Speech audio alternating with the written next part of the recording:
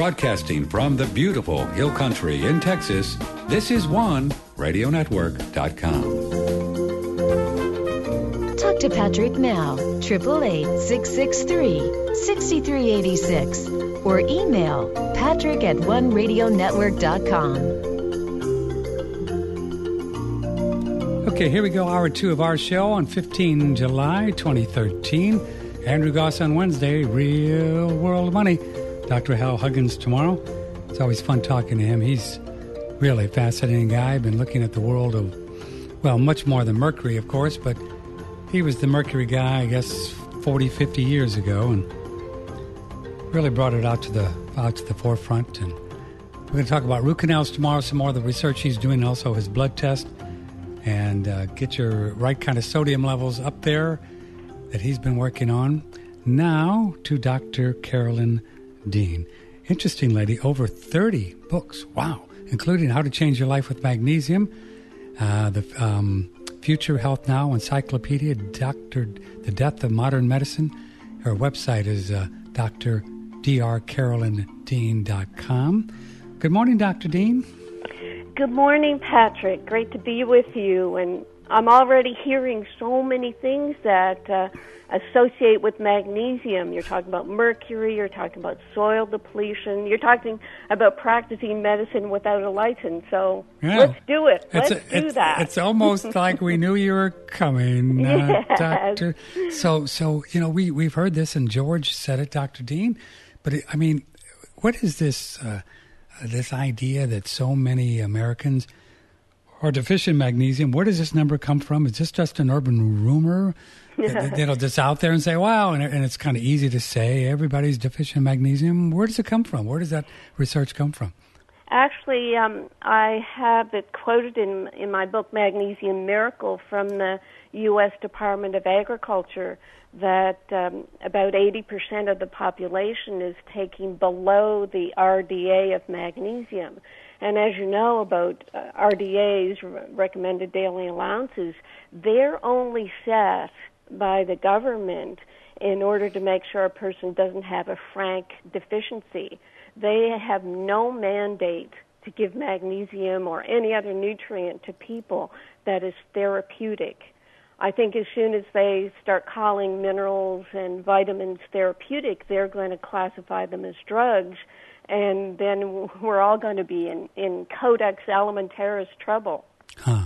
Dr. Dean is a medical doctor. She's also a naturopath, herbalist, acupuncturist, nutritionist, lecturer, author. She lives in Hawaii. Oh, well, good for you. Mm-hmm. What time is it there? 5 in the morning? It is 5 in the morning. Oh, God love you. And I see a picture on your website. Do you work standing up? I try. I do a lot of computer work, so I don't get all scrunched over. I have a standing desk that I work at most of the time. And you live in Maui? I do. Oh, what a beautiful place that is. What's that? What's that lovely city right in Lahaina? Is it Lahaina?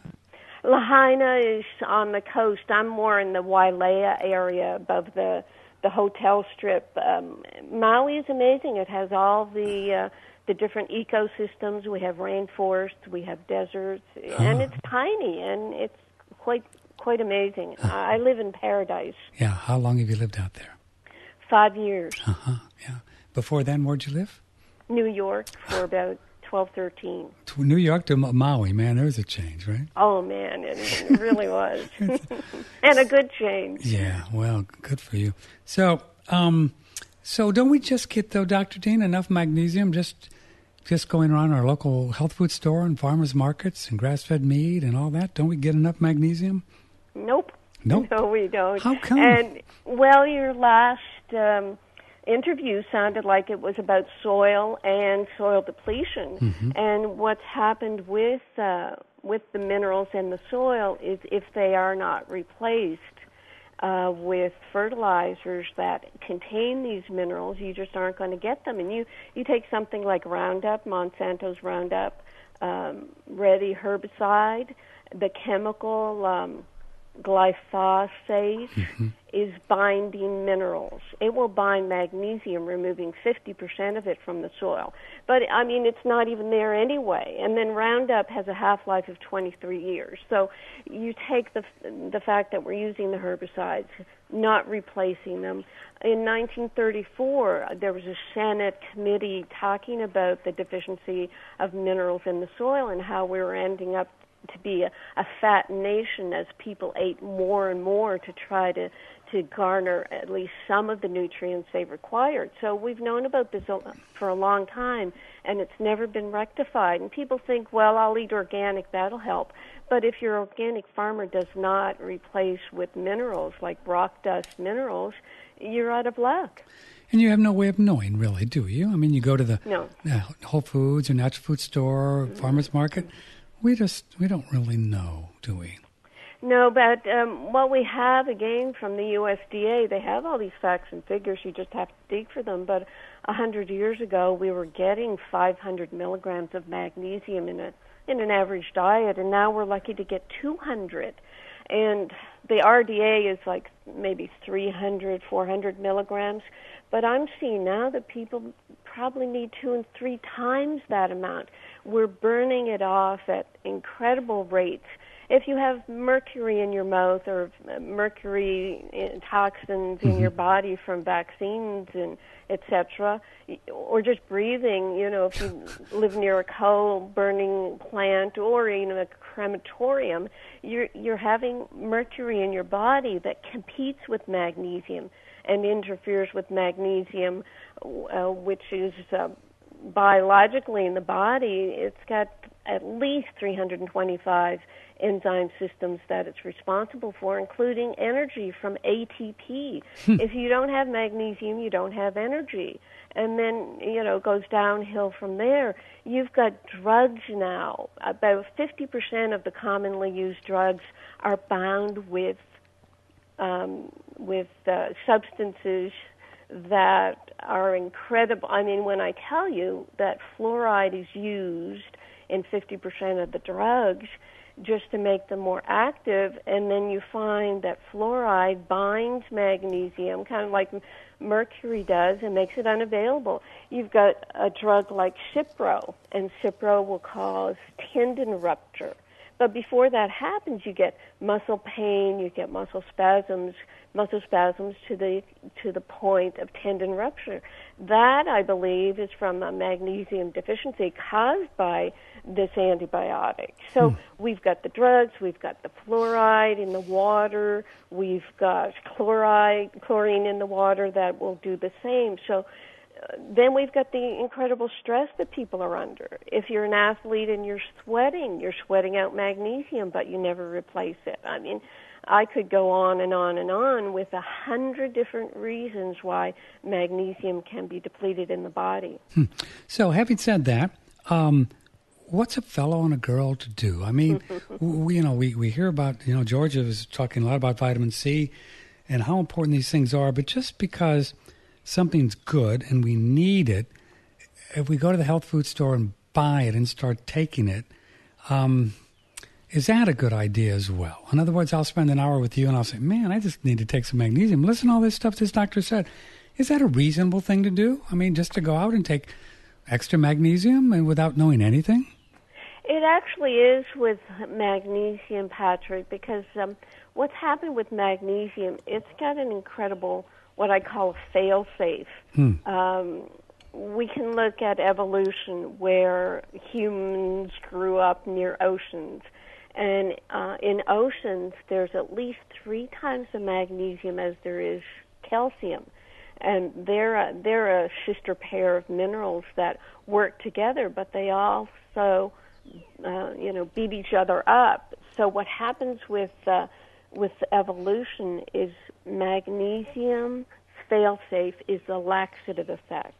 If you get too much magnesium from your seaweed and your fish and, all the magnesium in the soil around oceans, then it protects you from any side effects, whereas calcium does not have a fail-safe because when we grew up evolutionarily, we needed to bind up as much calcium as possible because it wasn't so available. As I said, we've got way more magnesium in seawater than calcium. So we developed vitamin D, which is a hormone, not a vitamin. And this hormone, vitamin D, grabs calcium in order to make it more available. But what has happened in the past 50 years is we've given people more and more calcium. We've forced every woman to take high calcium supplements beyond their requirements and beyond their ability to process, to the point where now we've calcified people. We've got the studies the past few years, British Medical Journal, showing that women who take calcium supplements are at high risk for heart disease, and we've seen this happening. We've always wondered, well, why are women developing more heart disease all of a sudden? Well, it's the calcium, and women are developing breast calcifications and gallstones and kidney stones and heel spurs by this calcification. We've fortified food with calcium, but we've ignored magnesium. And partly that's because we don't have good measurements for magnesium, so doctors have ignored it. So a lot of this calcium over the last 50 years have ended up in the arteries and other places where we don't want it. Exactly. So overall, we probably don't even need to think about taking extra calcium. Well, when you look at diet lists, if people are eating even a little bit of dairy products, you get about 300 milligrams of calcium in a yogurt, something that people now consider a health food. You probably only need about 700 milligrams of calcium in your diet, but our RDA is about 1,500. When you look at the UK and the World Health Organization, their levels for an RDA of calcium are 500 to 700 milligrams. So actually, I'm doing a third edition of my Magnesium Miracle book with Random House, and I'm stating in there, look, you can get your daily needs of calcium from your diet, but you can't get magnesium. You can soak in Epsom salts baths. You can take oral forms, pills, powders, liquids. You can spray it on, and you can follow it with a blood test that doctors really aren't using it, but it's readily available. It's called Magnesium RBC, and there are online sources for ordering your own test. If I can mention a site I'm not related to, but it's called requesttest.com. They have a $49 magnesium RBC test that your doctor probably doesn't even consider, because what the medicine does is a serum RBC test. Only about 1% of your total body magnesium is in that serum test, so it's an inadequate, dipstick for your magnesium levels, because the body will make sure there's enough magnesium in your serum at all times, because it keeps your heart muscle going. We didn't even talk about what magnesium does to muscles. It helps the relaxation phase and the quiescent phase of muscles and nerves, whereas calcium tightens up muscles, causes the contraction phase and the firing phase of muscles and nerves. So if you don't have enough magnesium and you have, therefore, a relative increase of calcium, your heart muscle is going to go in contraction and can cause angina and even heart attack. You've got athletes who will drain their bodies of minerals, including magnesium, on their marathons, for example, and end up having a heart spasm and a heart attack and die. And people will say, oh, I wonder what's going on there. And they're not looking at the electrical activity of the heart and the absolute requirement for magnesium. So I tell people, look, you can be your own test trial of one. Do your RBC magnesium tests now at requesttest.com. Look for an optimum of around 6.5 milligrams per deciliter, and you can then take your magnesium in whatever form you like. On my website, I have different recommendations, and follow it every 2 or 3 months. Do a blood test. You see, what we used to say in the past was, well, take enough magnesium until you get the laxative effect. Yeah, just like the vitamin C, right? Right, and then back off, and then you got your dose. But you got folks like me. I have kind of mild IBS. I've written a dummies book, IBS for Dummies. So I've researched all of that. And if I take any form of pills or powders of magnesium, I get the laxative effect. So in order to stop my absolute magnesium deficiency symptoms of heart palpitations and severe leg cramps, Charley horses, I have to take a form of magnesium called a picometer form that I've actually researched and developed that will allow me to absorb that magnesium 100% into my cells, and it doesn't get anywhere near the gut. Pretty cool. 19 minutes after the hour, Dr. Carolyn Dean, you've obviously thought a lot about this.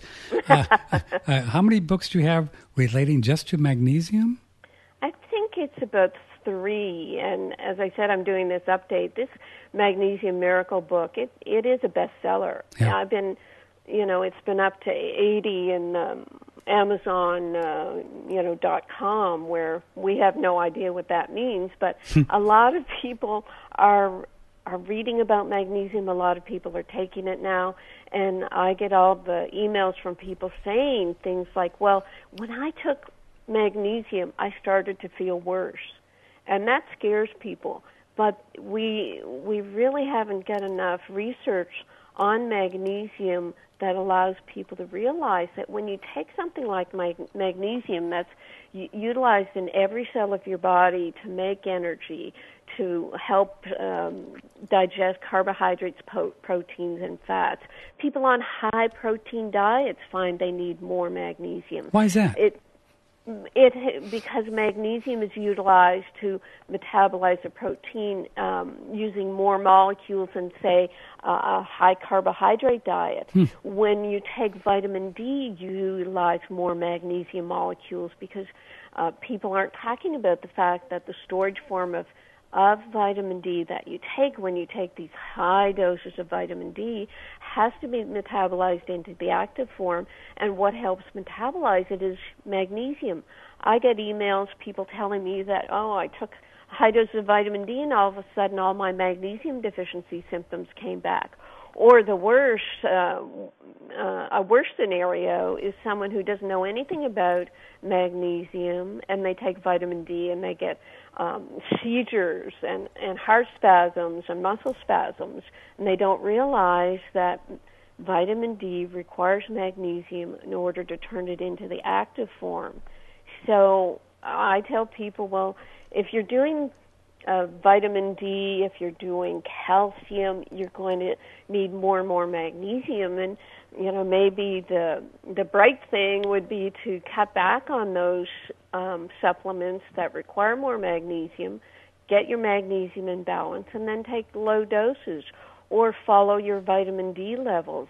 I tell people to go for a low normal of vitamin D and a high normal of magnesium because, like I said earlier, Patrick, with vitamin D, if it's a hormone, which it is, hormones work on a biofeedback system.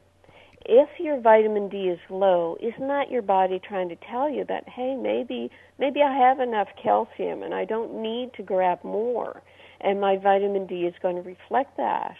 But instead, the way we look at vitamin D as a so-called vitamin, if it's low, we immediately assume we need to pump in more. And then the allopaths get a hold of it, and they're giving people 50,000 units. Vitamin D? Of vitamin D2, which is the synthetic. I hear it all the time. I do a telephone consulting practice, and people tell me I got into real trouble. Seriously, I have people who say my son had a seizure when they put him on this 50,000 units of vitamin D, and they go searching the internet to find out why, and they come across magnesium.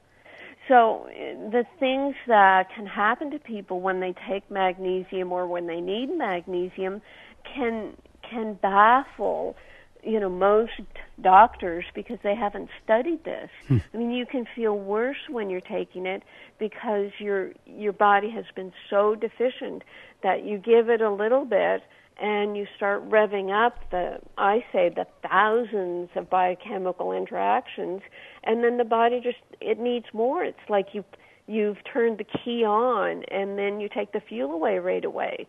So it's almost like an immediate withdrawal where people think, well, I'm getting worse on magnesium, but really what they need to do is start slowly and keep going. If you'd like to ask Dr. Dean a question, you can do that a couple ways. Patrick at oneradionetwork.com. We're live here this morning. Patrick at oneradionetwork.com, and also email. Well, that's in the email, but the telephone number, 888-663-6386, Dr. Carolyn Dean. So I want to go back. So if you just do a regular blood test and they give you your magnesium levels, which I guess they do in a lot of these tests, right? Calcium, magnesium, sodium. That is not, you're saying that's not really what it is because the body is doing everything it can to keep enough magnesium in the blood? Exactly. Okay. Yeah, wow. Exactly. The biofeedback mechanism is let's not let the heart go into spasm. Yeah, let's keep it in there. Let's drag it out of the bones and the muscles where most of the magnesium resides and keep the serum levels normal. It's gotten to the point, Patrick, where you do not see magnesium on a chem screen. On a chem screen panel, a standard blood test, it'll show your sodium, your potassium, your chloride. It will not go anywhere near magnesium because I guess over the years, doctors have said, well, it always looks normal. Why bother? Oh, but the body's making it normal because it's stealing out of somewhere, so just to keep the heart happy. Exactly, and actually, something that will fascinate you. One of the people I interviewed for my book, Dr. Mildred Zelig, she's passed away, but she was an incredible magnesium expert that wrote books and papers, and she, in her first job out of med school, went into the drug industry, and the company she worked with wanted her to research what happens to nutrients when you take drugs. And she found out very consistently that when you take drugs, the blood levels, the serum levels of magnesium become elevated for a number of weeks, and then they decline sharply. So what she determined from that is that the threat of drugs, the need to detoxify and neutralize drugs, which is another thing that magnesium does very nicely, the threat of the drug will flush and steal, as you say, magnesium out of the bones and muscles. And Dr. Zelig speculated that, hey, isn't it maybe magnesium elevation in the blood that might be causing some of the beneficial effects of these drugs? And then, whoops, all of a sudden, 6-8 weeks later, the side effects really come storming in because the magnesium has been so depleted. Joe writes in that sometimes late at night I'll get Charlie horses or cramps in my feet or my legs, and people have said that, oh, that's just a magnesium shortage. I've taken it, but it hasn't really helped. What could possibly be going on? Not taking enough. Taking enough. We seriously say to people, even with something like insomnia, where there are lots of advertisements about magnesium for calming you and for insomnia, and people will say, well, I take it and, it helps a little bit. Well, take more. And that's where I can start saying this, very clearly, because you can get a blood test. You can do your own magnesium RBC test and see whether or not you have the optimum. And I'll tell you, Patrick, what happens even with that blood test is they give a range, and the range is kind of like 4.2 to 6.8, somewhere in that range, is milligrams per deciliter.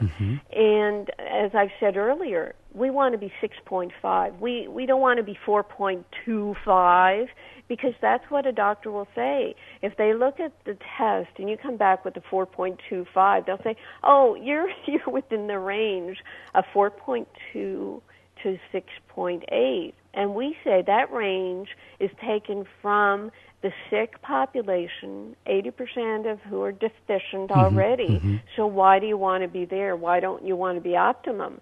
And that goes back to what I said about the government, the NIH, when they're talking about supplements, it's got nothing to do with health or optimization. They just want to make sure you don't die because of frank deficiency. Right. So that's a very interesting thing about the ranges. They're using just all kinds of sick people and for these ranges, and so I guess that's why Dr. Huggins and people like you, Dr. Hal Huggins, is going to be on tomorrow. He's come up with these, what he believes is his optimal ranges over the years. He keeps changing it. Like he'll move it, He'll say, he does thousands of blood tests. He'll say, I think this sodium needs to be 141, I think, his cholesterol, his favorite cholesterol number is 222, which is exactly, which is a little bit out of the norm, Well, and it's crazy because Dr. Huggins and I went to medical school and dental school at the same time, where the normal cholesterol was like 240, 250. Yeah. And what they've done is beaten it down to allow the production and distribution of statin drugs. It's I know, we know that's what it's about. Yeah. Yes, it is. So it's very sad because you get down to a cholesterol of 180 and you don't have enough fat in your brain to keep your brain functioning. You don't have enough fat to let your hormones function, and right alongside with statin use comes the prescribing of Viagra because you really cannot get it up anymore. Yeah, because you don't have the testosterone. Nothing's happening. Exactly. Sad. I was talking to a cardiologist and say, well, what do you do, like, if you want to do a natural kind of chelation? If you get folks, with atherosclerosis or arterial sclerosis, what do you do? And she says, she's a real nice lady, she goes, oh, they don't want to do that. They just want me to fix it. They don't want to. Isn't it interesting? She said, right. No, they don't want. They just fix me. Fix me. And they will be following doctors to make sure that they do the standard care operating procedure. And if they don't, they'll censor them. And they get in trouble. Yeah. The natural chelation is magnesium. Is it? Magnesium solubilizes calcium in the body, in the blood. It helps direct calcium where it's needed in the bone. It is part of the bone structure. Magnesium is part of the bone structure, which makes the bone, I'm not going to say rubbery, but it takes away the brittleness of a straight calcified bone. If you drop a bone that's just calcium carbonate, it shatters. If you drop a bone that has calcium and magnesium, it bounces. So Dr. George was talking about the vitamin C and the getting rid of the keeping the arteries clean. Pauline's work and all these people. Is there any problem with taking vitamin C and calcium together? And calcium together? No, I'm sorry, magnesium, excuse me. No problem at all. I mean, they kind of interact, but I'm in agreement, I think, with what you were talking about, that the vitamin C out there that's been designated as vitamin C is really just ascorbic acid, which is only one of about 12 of the vitamin C complex components. So we're really not getting a good balance when we take just ascorbic acid. But at the same time, I'm on the board of the Orthomolecular Medical Society, where we put out newsletters about using ascorbic acid. And as a kind of a medication, it's doing incredible work. But at the same time, I tell people to take a food-based vitamin C, and that, along with magnesium, is very important for the heart function, for the adrenal glands. It's important for the way the collagen is produced. So all these supplements are critical, and although I've been accused of just being magnesium centric. I kind of stick with that because I'm still a generalist, because when you look at magnesium, and it does so many thousands of things in the body, magnesium is a generalist. And I tell people in my writing, in my consultations, in my interviews, just start with magnesium. People get so frustrated because they'll go to naturopaths now, and naturopaths, a lot of them are just green allopaths, where they look at a list of symptoms and they'll match up each symptom with a supplement. So you go home with $1,000 worth of supplements, and you're not even taking any magnesium because, I'd rather give an expensive esoteric supplement than magnesium. I get clients who'll come to me on 80 different pills, and from a naturopathic doctor or a nutritionist, and their problem is digestive issues. And I said, well, it's no wonder all you're doing is swallowing pills. Dr. Dean, you said something interesting that kind of contradicted, but that's what this show's about. That's okay, this whole ascorbic acid thing. So I want to dig into that a moment. So please take a break. Thanks for getting up so early. It's 5:30 in the morning in Maui, Hawaii, with Dr. Carolyn Dean. And I'm going to go back to the ascorbic acid because she said something that was a little bit different from what George and other people are saying about this ascorbic acid. We'll find out and also get to all your emails, so stay right there. Here's health motivator Daniel Vitalis on colostrum. With this autoimmune phenomena going on, do people risk getting their immune system too good with colostrum, Daniel? Colostrum is one of those amazing immunomodulators, and that's something we've talked a lot about, Patrick. Immunomodulators are substances that help to bring our immune system into balance, and that's different than something that's an immunostimulant. An immunostimulant would be something that stimulates, almost whips the immune system up into a frenzy, whereas the modulator helps to turn it up or turn it down. So it's important to know that if somebody had a hyperactive immune system, colostrum wouldn't exacerbate that, would actually help to reduce that down to the optimal level. And of course, if somebody was immunodepressed, colostrum would help to bring their immune system up to optimal as well. So it's good to think of colostrum as a modulator, not as a stimulant. It'll help to bring anybody's immune system into that perfect balance. Oh, that's great. It's just part of our life around here. Try some colostrum, all kinds of sizes. Now they have big bags as well. Click and order on any of these Thrival links on the front page of OneRadioNetwork.com. Really lovely product, lovely. Consider it. They got the big bags now if you really like to take a lot of it. And it's a great food. We like to mix it with this one right here. Just listen up. A listener asked Stephen Hewer of One World Way, what about radioactive particles that may be floating around? The body can detoxify itself of the radioactive particles if it's producing glutathione, which means that if you're taking our whey protein, your richest source of the amino acid called cysteine that is needed to produce the glutathione in your body is found in this whey. There's no other whey protein that's going to give you more bioavailable cysteine because they're all heat processed, which has destroyed and denatured the cysteine molecule.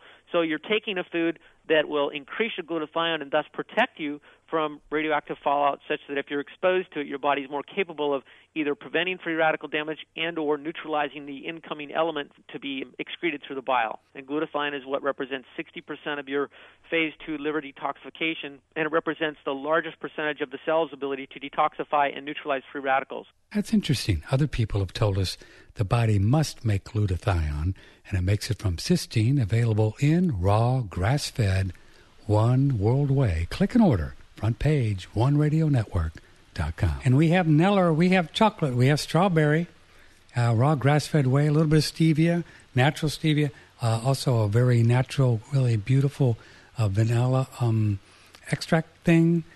That's it, raw grass-fed. And actually, the farmers or Amish farmers that do this, I know it's crazy. And you know how they love moo cows. Click and order right on the front page. Maybe get a small container, the small one, and then see what flavor you like. Chocolate, vanilla, strawberry, and then get the big 5-pound can and then have a party. Don't forget Vitality Herbs and Clay, one of our favorite companies.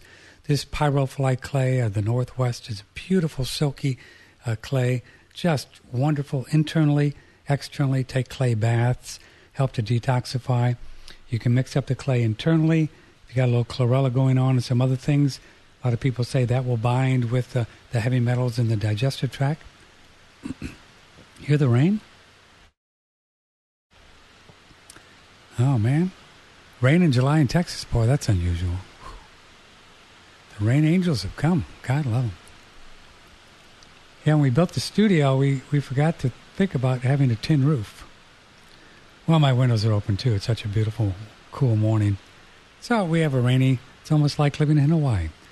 Anyway, this clay is really nice to take. We think it helps to detoxify the body out of the gut. And click an order right on the front page of One Radio Network. Call up Michael King. His number is right there. Mention One Radio Network. Don't order online. Just call him, and he'll fix you up with a 2-week supply of Earth and Ormus. We are listener supported. One Radio Network. Talk to Patrick now. 888-663-6386 or email patrick@oneradionetwork.com.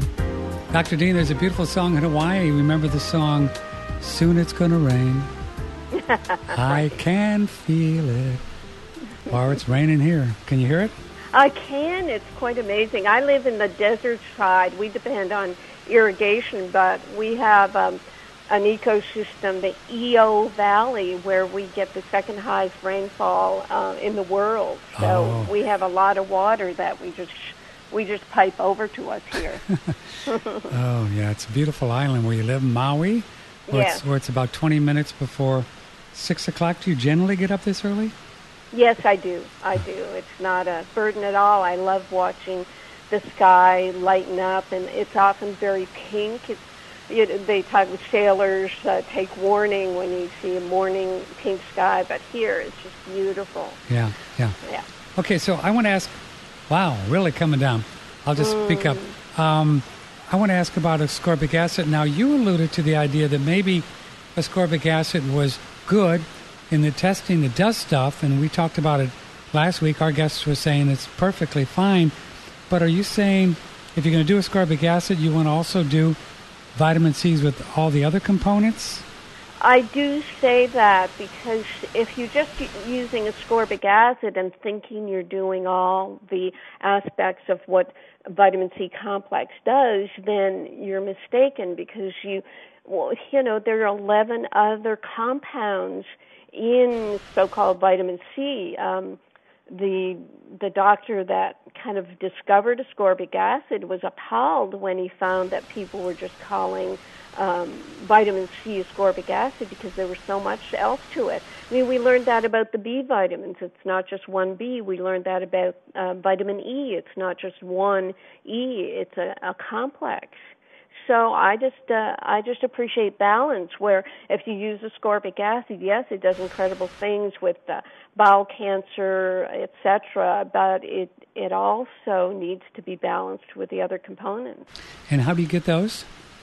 In food, in fruit, or in food-based supplements. There are a number of good companies out now that have food-based vitamin C and the other vitamins, of course, but I definitely get my people on magnesium, food-based B complex, food-based vitamin C, and that's about all people need to begin with. And when you're talking about radioactive particles and the glutathione, magnesium is absolutely required to make glutathione.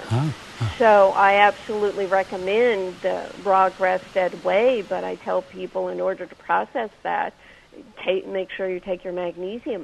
You mentioned clay baths to detoxify. Yeah. Part of what helps is magnesium in this dirt. Yeah, it's got a lot of magnesium. So now a food-based vitamin C, let me go back to that. It's very difficult to get like high doses, but maybe with the ascorbic, you don't need? Yeah, no, see, we've gotten to the point, I saw this, I've been at this for about 40 years, Patrick, and I saw how the supplement industry went from natural supplements, because that's all we had in the beginning. And all the early studies were done on diets and showing what the vitamins and minerals did. And then all of a sudden they went synthetic. And when you start with synthetic vitamins, it's a different rotational form. There's a levo form of these chemicals and a dextro form, left and right. And the natural form is what the receptors will open up to. The unnatural synthetic form is what the receptors will not open up to unless they're jammed with high doses of the synthetic. So I saw my doctor associates, they'd start with oral, and that's not working like it used to. Let's do IM supplements, and that didn't work, and then it was IV. So they kept going to higher and higher doses to try to jam these synthetics in. So that's where I just said, hey, what's wrong with this picture? And early on began to tell people to try to get it out of food, to try to get it out of food-based supplements. And the lower amounts are what the body requires to work properly. I mean, the picometer form of magnesium that I work with, the size of the magnesium molecules is the same size as are absorbed by plants. Did you know that the roots of plants have a size dependency? These rootlets are so tiny, but they'll absorb the minerals once they've been broken down through weather, through the bacteria, through all the processes that naturally go on in the soil. They'll be broken down and absorbed only when they're the right size. That's why plant-based nutrients are great, but as I said, you have to have the minerals in the soil and allow for them to be broken down. So we've got such a problem again in agriculture because the nitrogen-fixing bacteria, the bacteria and worms that break down these minerals, they're killed off by all the herbicides and pesticides. So none of that is occurring to get the right size of mineral into our bodies. So it really seems more and more, I've been working with this very interesting man with doing hair analysis, and he's really intent on this whole idea of the ratios and not taking a whole lot of stuff to try to get more of this or more of that, but really letting the body kind of balance out through the food. And it sounds like you're kind of on that track as well. I am, and it makes me think of when I was in my internship in the hospitals, and we'd be doing these daily electrolytes on people, and one day they'd swing high, next day swing low, because, when we'd see high levels, we'd pull off the IV bag, and when we see low levels, we'd ram in the high doses of electrolytes, and we were never creating a balance, and that's what the body wants. And yes, hair analysis done by people who've studied it for years is really quite an amazing way to check for heavy metals, of course, but also this balance. These ratios, yeah. In the ratios, but, if you're just giving what I call dirt minerals to people and not ones in the form that'll be 100% absorbed at the cellular level, then, we can be creating problems and imbalances. But are not all of these massive amounts of studies on vitamin C, to go back to that a second, and then we got to take some emails, have they all been done with ascorbic acid? So yes. The effectiveness has been proven scientifically, but you say there's downsides to it as well. I don't know that I'd say downsides, but it's just misdirection. Sure, the vitamin C studies, what do? They'll study cancer. They'll study specific one thing at a time. But what vitamin C does in the body is hundreds of things that aren't being studied. This is the, unfortunate aspect of trying to scientifically study nutrients. You can't really do a study on magnesium because it does so many thousands of things. Yeah, how would you study it, right?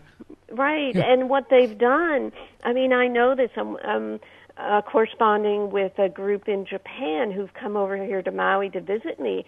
They're testing magnesium oxide on cancer. They've got some incredible results in animal models. But, I had to tell them, well, look, this magnesium oxide, that seems to be the standard magnesium used in in allopathic medicine is only 4% absorbed into the. I think it's even just into the serum. It's 4%, not even measured. 4%. So magnesium oxide, which is the one you'll find in drugstores, etc., cheapest one, is a laxative. So would that explain why from time to time I got a big thing of magnesium glycinate, right? Really clean one in a capsule, no magnesium stearates, real nice company, just magnesium glycinate. But I could do 4, 5, 6 of those, and I mean, I could do it or not do it. I wouldn't see or feel any difference. Does that mean it's just not absorbing any of that stuff, or?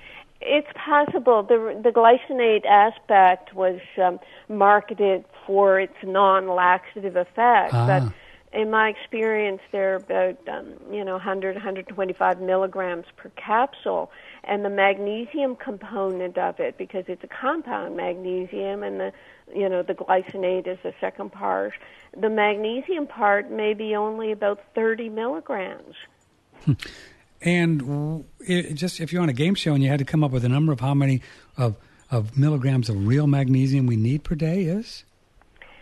I personally need about 1,000 milligrams a day of real magnesium. Wow, that's a lot. But you're a special case because you've got this thing going on, right? Yeah, I got heart palpitations, leg cramps, and I'm sure I'm one of these people that wastes magnesium. I just lose it very, very easily, and so I need to replace it every day. So I'm the perfect person to talk about this and write the book. Actually, Random House asked me to write the book on magnesium when I didn't really realize what I was suffering from, and it was amazing to me when I did the research. Oh my gosh, I'm a perfect example of magnesium deficiency. Here I am about 107 pounds, 5 foot nothing, and I need 1,000 milligrams of magnesium. And as I said earlier, I couldn't take any other form but this picometer size because I would get the laxative effect. In other words, I couldn't get the therapeutic effect of magnesium before I got the laxative effect, which I think happens to a lot of people, or as our previous emailer said, they took some and it didn't help. Well, they probably just took one pill of something that was 30 milligrams. And, I had an email the other day from someone who had such back spasms that they had to go into traction and all kinds of other magnesium deficiency symptoms. And they said, well, they started high-dose magnesium baths and oils and liquids and pills, and most of the symptoms went away except the back cramps were still pretty bad. And I said, look, you've had so long a period of time with magnesium deficiencies. Your muscles have been cramping so much, your muscles have shortened. Oh. And so you need to do gentle stretching. Spray yourself with magnesium oil on your back and then gently start stretching these muscles out, because the shortening of muscles will cause a lot of pain and a lot of spasm alone. Mm-hmm. So you have this on your website, I guess, is picometer. That's your all-time favorite as far as getting magnesium into the cells? Into the cells, absolutely, but I recommend everything. Like if someone has constipation, and 60% of the population is constipated, take magnesium oxide. Get your magnesium RBC levels. Spray it on if you have muscle cramps. Take the picometer size if your levels are still low. Take it in any form. There are great magnesium citrate powders. Stay with the whole assortment, because actually Norman Shealy, you've probably had him on the show. He did some clinical research showing that magnesium sprayed on the skin will actually stimulate DHEA receptors in the skin. So you're not going to get that when you take pills and powders and liquids. So Epsom salts baths, that's the safest way. I mean, I get people who'll say, well, I'm on 6 different drugs and I'm afraid to take magnesium. I mean, that just really cracks me up because it's like, aren't you afraid to take the 6 drugs that are causing the magnesium deficiency? So I'll just be very gentle and say, okay, well, what about Epsom salts baths? Did your grandmother ever tell you about them? Oh, yeah, she used to do them all the time. Okay, we'll start doing them. I've had people in frank panic attack call me. I had the first consult with a person, a 40-year-old gentleman in Canada. And I said, okay, do you have Epsom salts by any miracle? I was crossing my fingers. He said, yes. I said, okay, plug up your bathtub, put it in, run the water, put your feet in it while we talk. And within 10 minutes, his panic attack was gone. I'll be darned. Isn't that fascinating? Okay, let's take a few emails, okay? This is from Lisa, and this is about Epsom salts. I give my children Epsom salts bath once a week. Is it safe to use drugstore Epsom salts, or do I need to be concerned about possibly heavy metal contamination? Yeah, that's a great question, Lisa. One of the parents of an autistic child that I work with, she had store-bought Epsom salts tested and found that there was some contamination. Actually, she did that after she found out, I think it was a hair analysis or some sort of analysis showed an increase in mercury and an increase in some symptoms of her child. So, yes, you have to get food-grade Epsom salts, which is tested for mercury. I have a recommendation on my website. Patrick, I don't know if you have a good Epsom salts or a No, I mean, I've been just getting it magnesium-chloride. from the drugstore, but now after this, I don't think I'm going to do that. I've never even heard of food-grade Epsom salts, Doc. Right. Yeah, there is food-grade USP Epsom salts where it's tested. So, I mean, that's the better thing to do. I mean, personally, I will use some drugstore stuff. I'll use magnesium-chloride flakes. I'll alternate, but I assume that the magnesium in the Epsom salts will deal with any heavy metal contamination.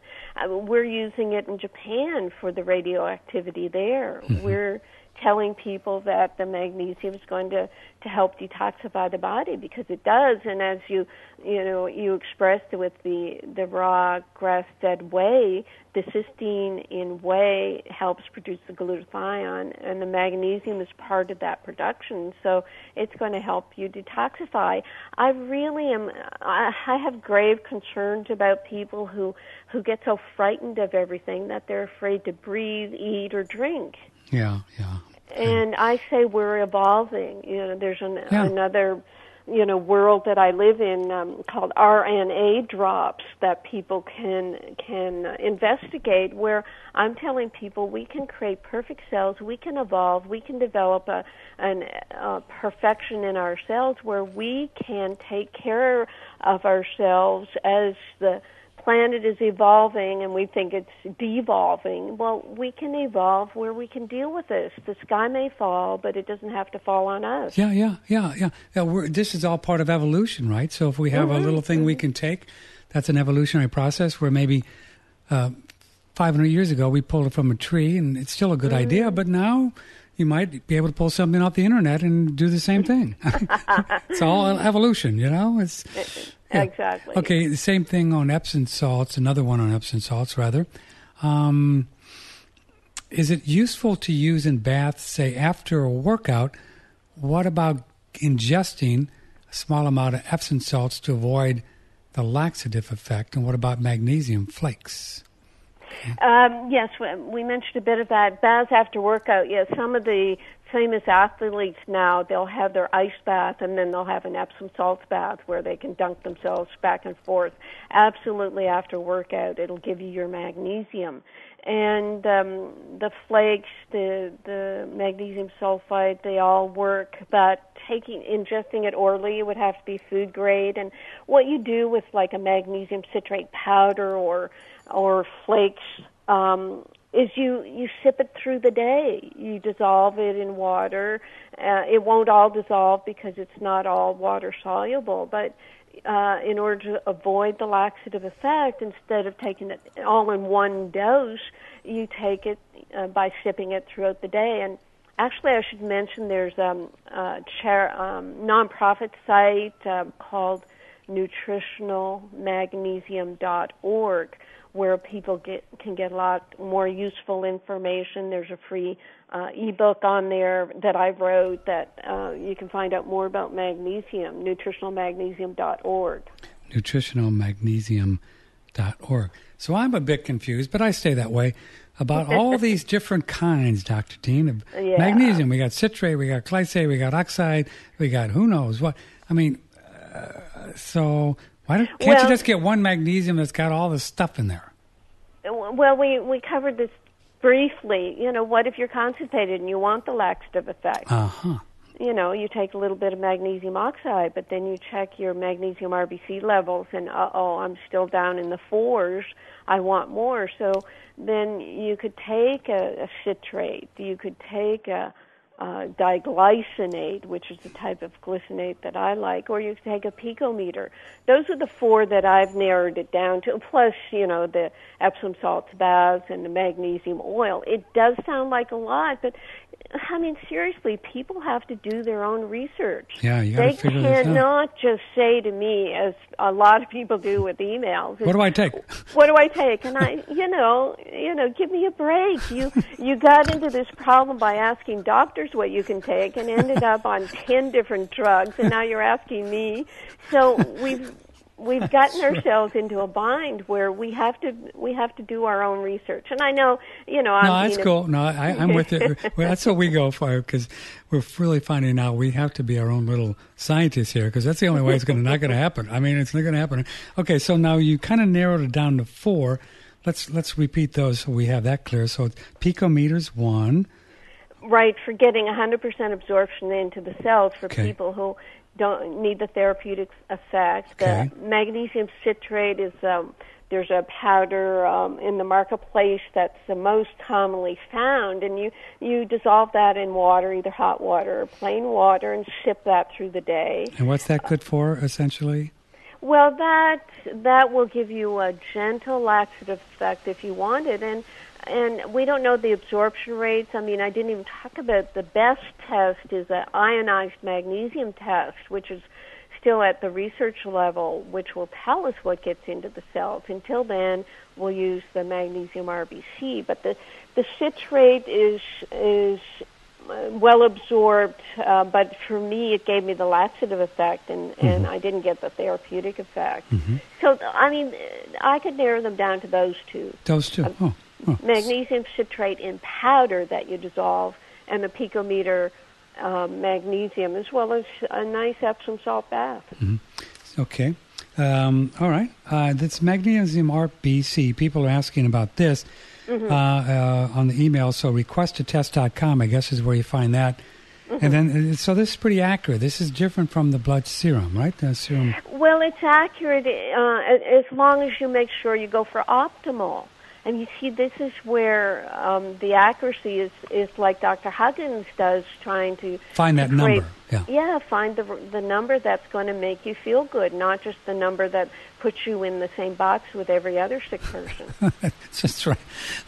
Okay, this is from Paul. He's in London, listening this morning. Does magnesium have any effect on vitamin B12?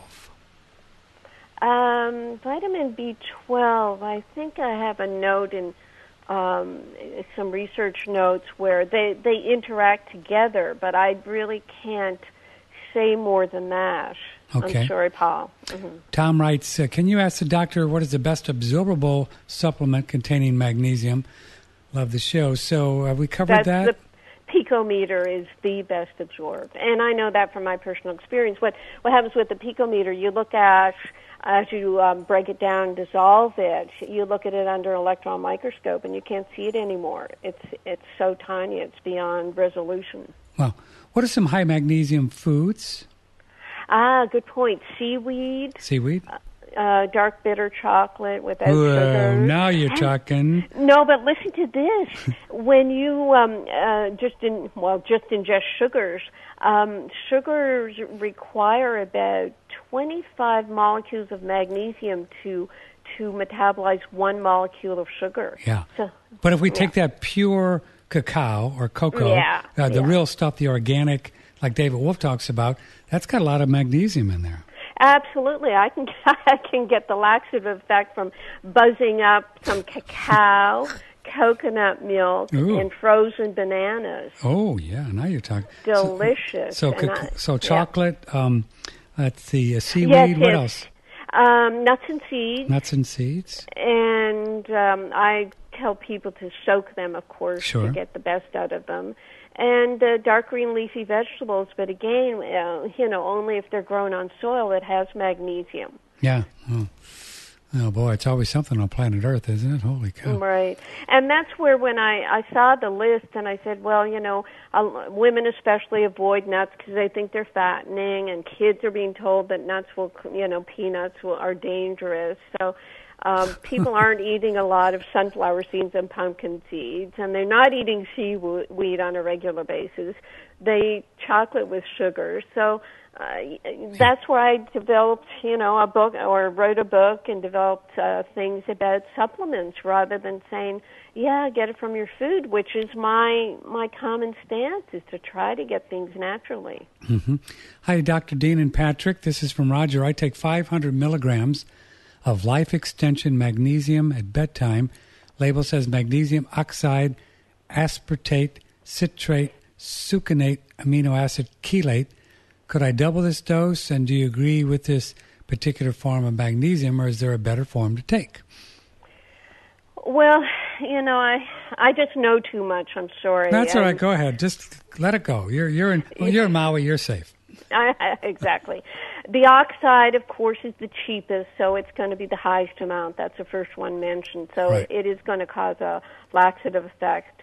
My friend Dr. Russell Blaylock, the neurosurgeon, does tell us to avoid the aspartate because that is an amino acid that can be a neurotransmitter in the brain, like aspartame. He says it can be low doses, and the magnesium part can antidote, but he's concerned about aspartate. The other two are fine.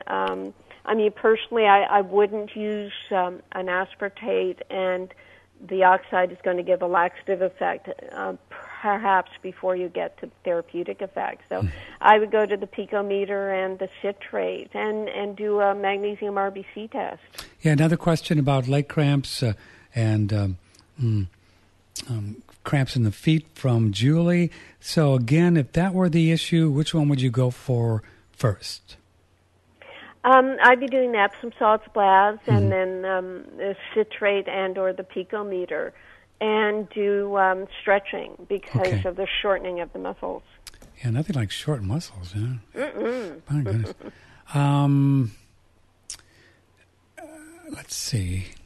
This is from a doctor that we know. He's a chiropractor up in Michigan. Hi, Patrick, another expert in magnesium right here. 91% deficient 2 years ago, now under 10%. Combination I used was magnesium, transdermal, ancient minerals, magnesium citrate, calm glycinate from Cal, and 1,600 milligrams per day. Still cramp a little bit in the left leg, but it's almost gone. Wow, 2 years to get to magnesium deficient. I know. Some people will intensely treat, and they'll tell me after 2 weeks of spraying, 30 times a day magnesium oils. I think Ancient Minerals also has a magnesium oil that you can spray, and they have magnesium flakes. And people will tell me that they can really overcome a lot of symptoms very quickly, but I don't recommend that, especially when I'm speaking over the on the radio, and I don't know where people are at, because it's a detoxifier. You can start, having quote-unquote healing reactions when you have enough magnesium in your body to dump out toxins and clear your cells of all this debris and heavy metals.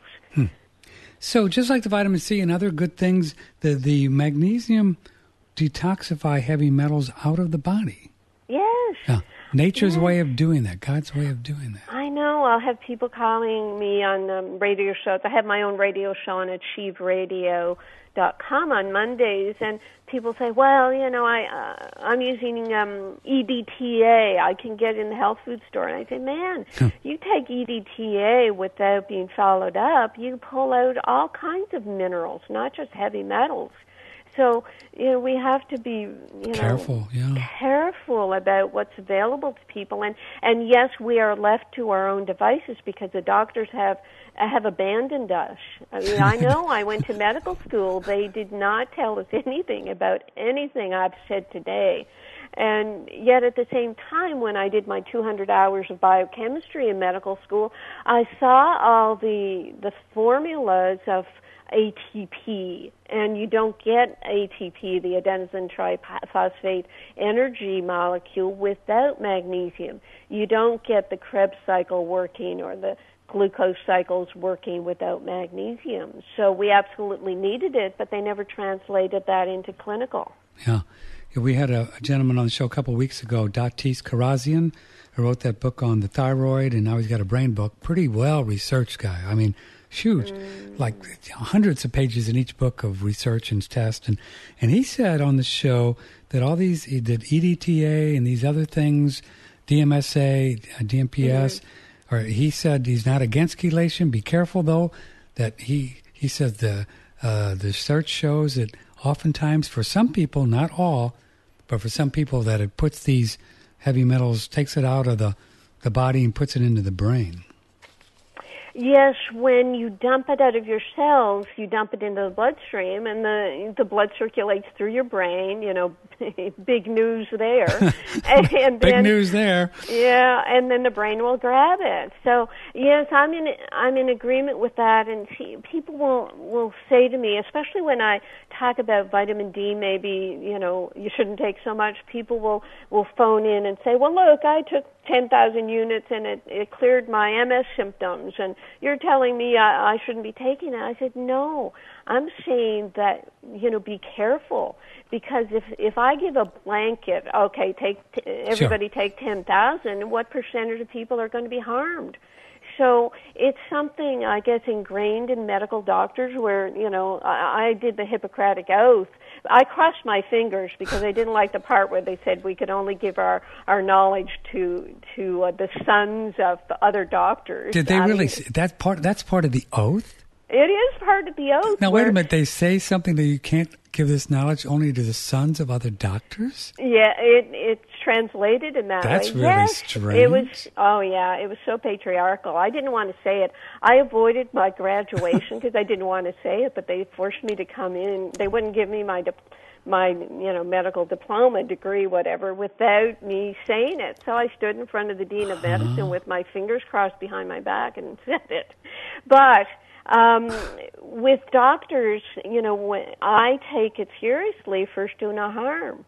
So if I give a blanket statement that, don't take high-dose vitamin D until you get low normal levels, take lots of magnesium, I'm making sure I, try not to harm anyone. But you've heard me say everybody pretty much can take magnesium, and that is true.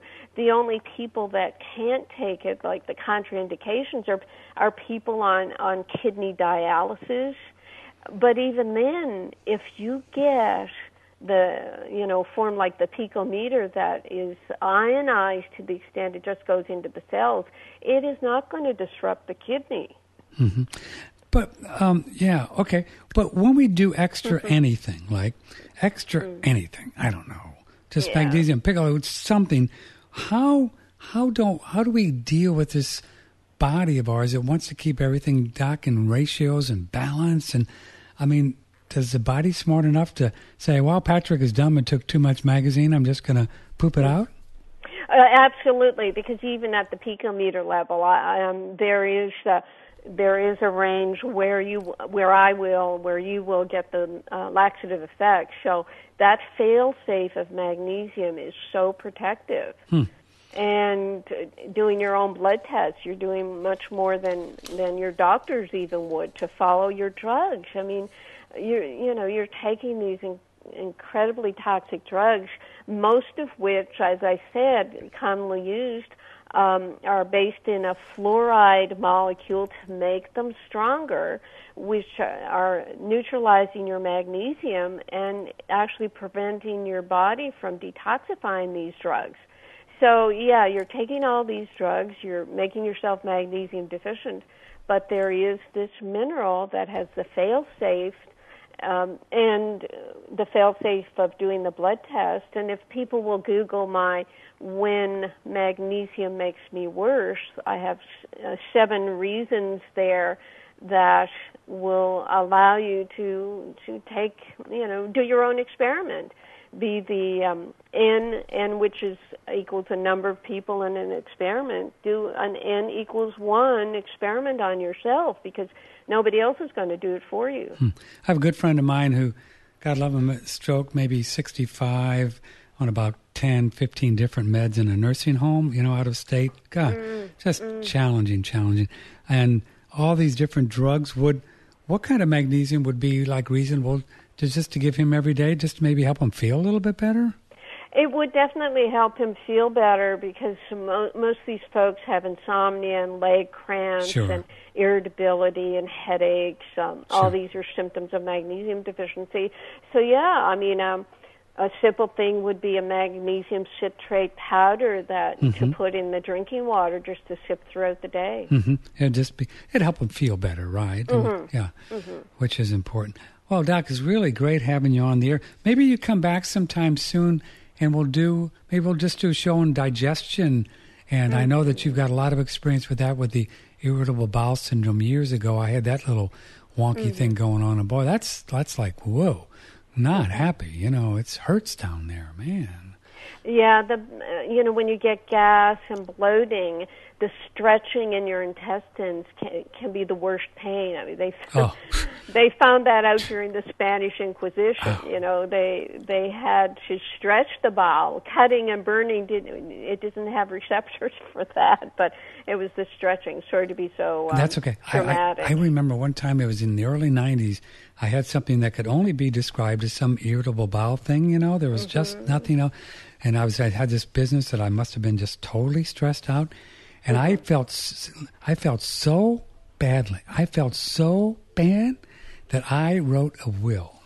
No. I'm serious. And I thought I was going to die. That's how much it hurt.